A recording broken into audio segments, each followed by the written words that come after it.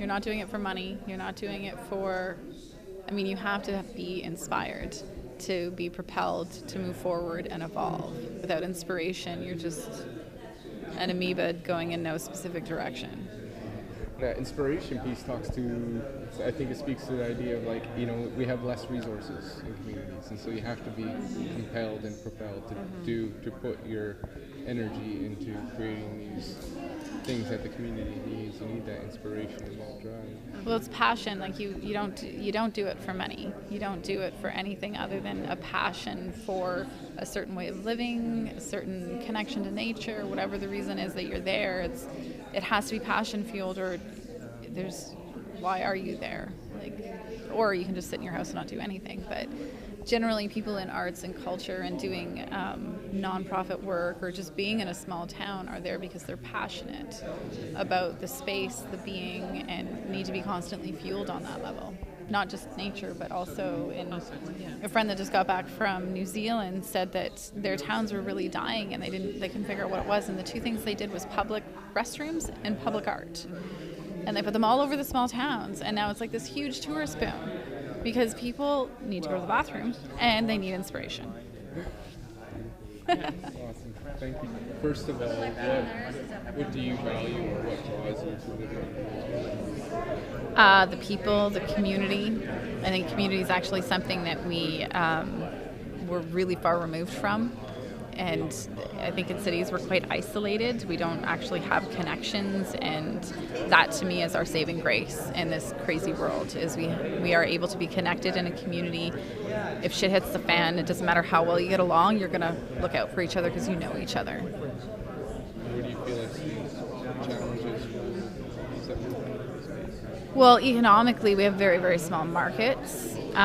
We don't have as much income coming in. We have to kind of look at all sorts of different angles, whether it's tourism, industry is a large part of our economy, so then resource extraction.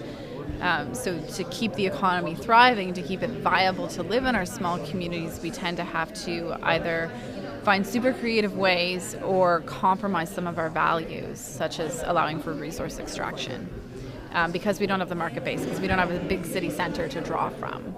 So any economy operating here is pretty challenged. I'm not challenged by being far from a city. I love being far from a city. Don't care to be near cities, so that's fine.